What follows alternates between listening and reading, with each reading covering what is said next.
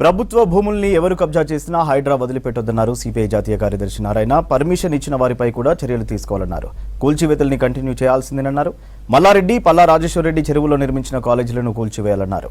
పెద్దలు కబ్జా చేసినా దొంగ పట్టాలు పొందిన వారి ఆస్తులను ప్రభుత్వం స్వాధీనం చేసుకోవాలన్నారు. మాదాపూర్ ఎన్ కన్వెన్షన్ కూల్చివేతలను సిపిఐ నేతలు పరిశీలించారు.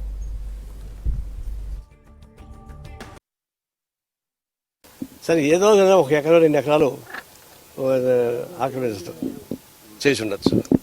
దాన్ని ఉపయోగించుకొని ఈ చెరువుని ఆక్రమించేశాడు.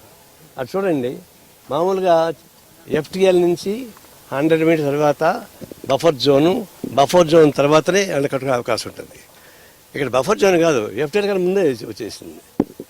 ఇంత అక్రమంగా చేస్తున్నాడు. రోజుకి దాదాపుగా ఒక 50-60 లక్షల రూపాయలు దీనిలో వస్తున్నాయి. టీఆర్ఎస్ గవర్నమెంట్ రాకముందుగా ఈ ఆంధ్ర వాళ్ళని మొత్తం ఆగుచేస్తాము, ఆకుపై చేసుకుంటాం, వెనక రద్దు చేస్తామని చెప్పారు. టీఆర్ఎస్ గవర్నమెంట్కి వచ్చి అటు బొస్స కొట్టింది. రాత్రి ఏమైందో కానీ మొత్తం సైలెంట్ అయిపోయింది. అప్పటి నుంచి హాయిగా నడిపించుకుంటున్నారు. మళ్ళీ రేవంత్ రెడ్డి వచ్చి దీని మీద కన్నేసాడు, ఇది కూల్చేశాడు. మనం స్వాగతిస్తున్నాం. ఇది మరీ అన్యాయమైనటువంటి దురాకంతో కూడుకునేటువంటి పబ్లిక్ ప్రాపర్టీని లూటీ చేసినటువంటి సంస్థగా మారింది.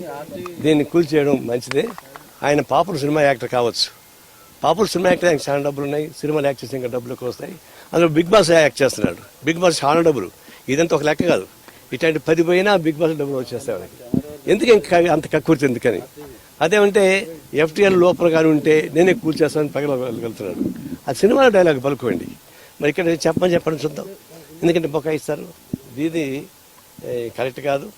దీన్ని ఆయన క్షమాపణ చెప్పాలి.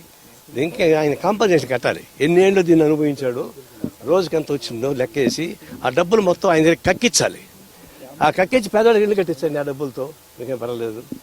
దీంతో పాటు ఇంకా టౌన్లో సిటీలు చాలా వస్తున్నాయి.